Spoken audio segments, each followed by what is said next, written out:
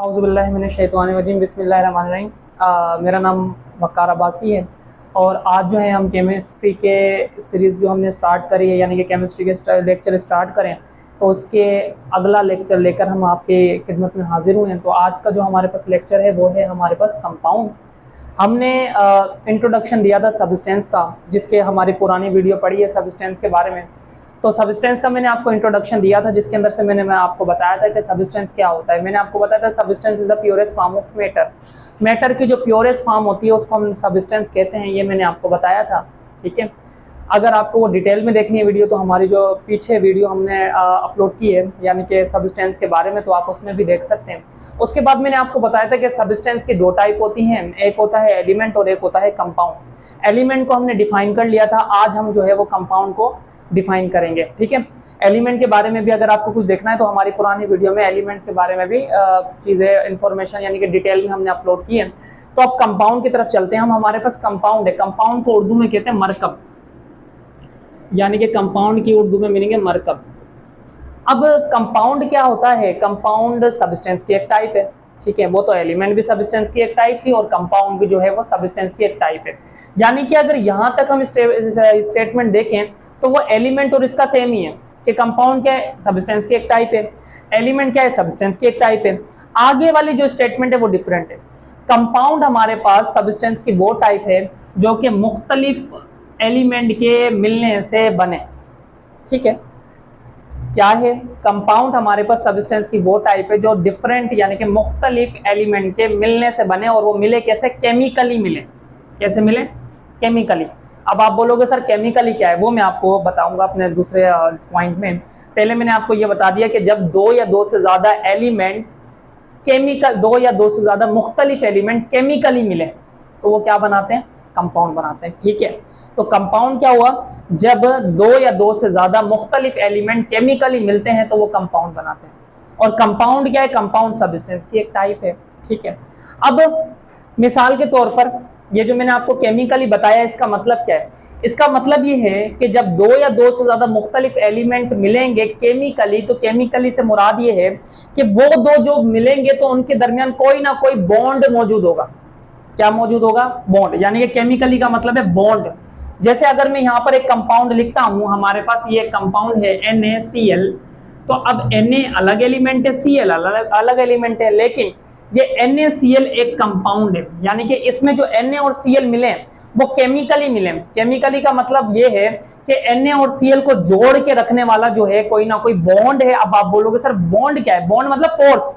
जैसे जैसे हमारे लेक्चर आगे चलेंगे तो मैं आपको बॉन्ड के बारे में भी बताऊंगा, लेकिन अभी आप ये दिमाग में रख लो कि हमारे पास जो बॉन्ड है उसका मतलब है फोर्स। यानी कि बॉन्ड मतलब फोर्स, बॉन्ड मतलब फोर्स,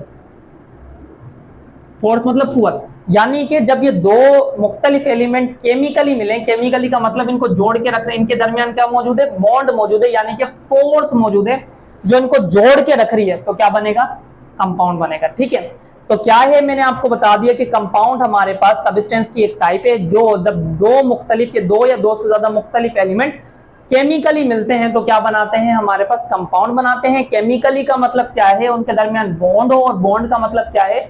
फोर्स, यानी कि उनको जोड़ के रखने वाली कोई ना कोई फोर्स हो। ठीक है, अब हमारे पास कंपाउंड को हम डिनोट करते हैं या कंपाउंड को शो करते हैं बाय देयर फॉर्मूला।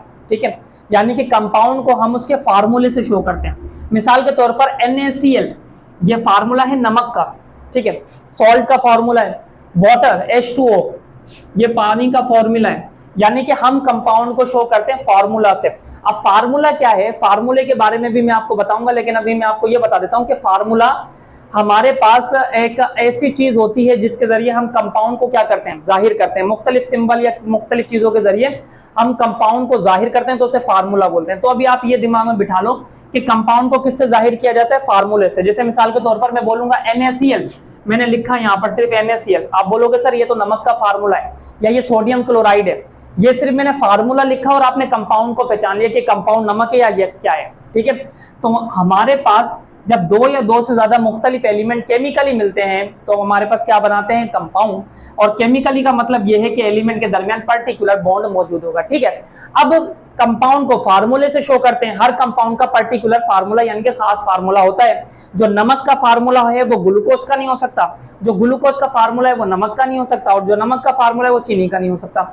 यानी कि हर एक कंपाउंड का फार्मूला क्या है, अलग है। जैसे मैंने बताया था एलिमेंट को सिंबल से शो करते हैं, कंपाउंड को शो करते हैं हम फार्मूला से, ठीक है। अब कंपाउंड बना होता है एलिमेंट से, ठीक है, ये तो मैंने आपको बताया। अब जब कंपाउंड में मुख्तलिफ एलिमेंट मिलते हैं तो वो फिक्स्ड रेशो के तहत मिलते हैं। अब आप बोलोगे सर फिक्स्ड रेशो क्या है? फिक्स्ड रेशो का मतलब ये कि अगर जितनी रिक्वायरमेंट है चीज की उतनी ही चाहिए, अगर आप उससे ज्यादा दोगे तब भी कंपाउंड नहीं बनेगा, कम दोगे तो भी कंपाउंड नहीं बनेगा। अब आप बोलोगे सर कैसे, मैं बताता हूं। H2O, अब H2O में हमारे पास कितने हाइड्रोजन है? 2 हाइड्रोजन है, 1 ऑक्सीजन है। यानी कि वाटर बनाने के लिए मुझे 2 हाइड्रोजन और 1 ऑक्सीजन की जरूरत है, ठीक है। अब अगर मुझे बनाना वाटर ही है और तो मुझे 2 ही हाइड्रोजन देने पड़ेंगे, 1 ही ऑक्सीजन देना पड़ेंगे। ऐसे नहीं होगा कि अगर मिसाल के तौर पर मैं 10 हाइड्रोजन दे देता हूं और 10 ऑक्सीजन दे देता हूं तो हमारे पास वाटर बन जाएगा? बिल्कुल नहीं बनेगा, क्योंकि वाटर की रिक्वायरमेंट ये है कि इसको कितने हाइड्रोजन की जरूरत है? 2 की। तो 2 हाइड्रोजन 1 ऑक्सीजन चाहिए। अगर मिसाल के तौर पर मेरे पास 2 हाइड्रोजन और 2 ऑक्सीजन मिल जाते हैं तो ये बन जाएगा हाइड्रोजन पर ऑक्साइड। वाटर तो नहीं बना, मेरा मकसद था वाटर बनाना, बन गया हाइड्रोजन पर ऑक्साइड, वो भी एक कंपाउंड है, लेकिन मेरा जो मकसद था बनाने का वो नहीं बन पाया। इसका मतलब ये है कंपाउंड के अंदर जो एलिमेंट जुड़ते हैं वो जुड़ते हैं according to their fixed ratio. Fixed ratio का मतलब ये कि जितनी चीज बनने के लिए चाहिए कंपाउंड को, आपको उतनी ही देनी पड़ेगी, ना उससे कम ना उससे बहुत ज्यादा। समझ आ गया? मैं आपको सिंपल मिसाल दे देता हूं। जैसे मिसाल के तौर पर अगर मैं कहूं कि मुझे 1 गिलास पानी की जरूरत है, मैं 1 गिलास पानी पीना चाहता हूं, तो अगर मैं मिसाल के तौर पर पानी तो मैं पी रहा हूं, लेकिन अगर मैं बोलूं कि जैसे मिसाल के तौर पर कोई मुझे 1 ड्रम पानी ला के पिला दे पानी, तो वो अच्छा होगा? नहीं अच्छा होगा, क्योंकि मुझे जितने की जरूरत है मैं तो उतनी ही पीऊंगा। तो इसी तरीके से कंपाउंड जो है इसको जितनी एलिमेंट की जरूरत है ये उतनी ही लेगा, बाकी अगर आप उससे ज्यादा दोगे या कम दोगे तो वो चीज खराब हो जाएगी, ठीक है। इसके बाद हमारे पास जो एलिमेंट होते हैं, यानी कि कंपाउंड एलिमेंट से बना होता है। एलिमेंट अपनी प्रॉपर्टी को लॉस कर जब वो कंपाउंड बनाते हैं तो कंपाउंड की अपनी प्रॉपर्टी होती है। जैसे मैं आपको बताऊं, अगर मैं कहता हूं कि वाटर बने हाइड्रोजन से और ऑक्सीजन से, तो अब हाइड्रोजन भी एक एलिमेंट है, ऑक्सीजन भी एक एलिमेंट है। अब बताना यह है मुझे कि मुझे बताओ जो वाटर बनेगा हाइड्रोजन और ऑक्सीजन के मिलने से, क्या वो हाइड्रोजन की तरह होगा या ऑक्सीजन की तरह होगा? वो अलग होगा, वो अलग होगा। क्यों? क्योंकि हाइड्रोजन की अलग प्रॉपर्टी थी, ऑक्सीजन की अलग थी। जब ये आपस में मिले तो इन्होंने अपनी प्रॉपर्टी को लॉस कर एक जब कंपाउंड बनाया, तो कंपाउंड की अपनी एक क्या है प्रॉपर्टी है।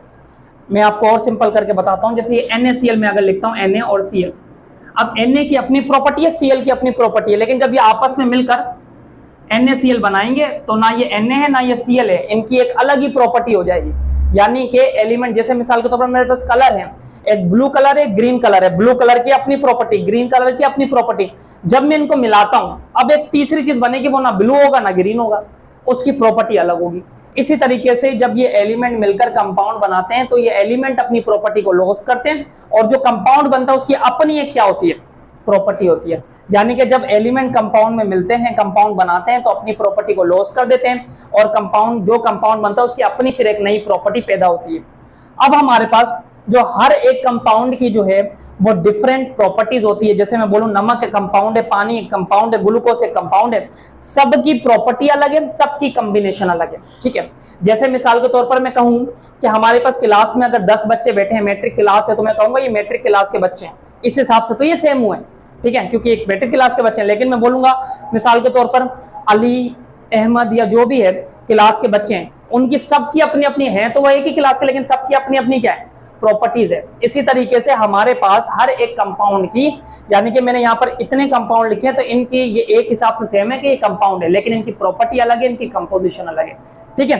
अब हमारे पास जो कंपाउंड है उसकी मिसालें हमारे पास क्या है, बहुत सारी मिसालें, लेकिन मैं यहाँ पर आपको सारी मिसालें नहीं दे सकता, ठीक है, लाखों मिसालें। हम तो चंद मिसालें लेंगे जो कि हमारे पास बहुत इंपॉर्टेंट है और नॉर्मली यूज होती हैं। एक हमारे पास NaCl है, ये भी हमारे पास कंपाउंड है।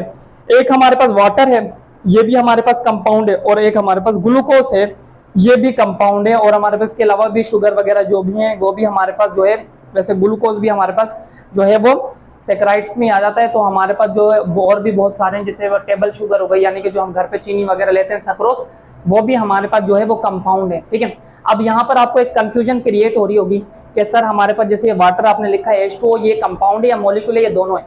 ठीक है, मॉलिक्यूल जो होता है वो कंपाउंड और एलिमेंट का सबसे छोटा हिस्सा होता है। ठीक है, यानी कि एलिमेंट का अगर हम सबसे छोटा हिस्सा देखें तो उसको हम मॉलिक्यूल बोलेंगे। ठीक है, और कंपाउंड का छोटा हिस्सा लेंगे तो उसको भी मॉलिक्यूल कहेंगे।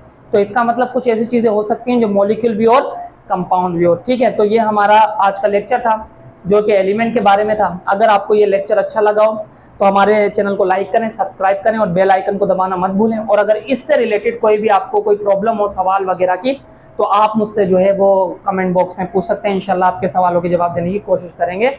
अल्लाह हाफिज़।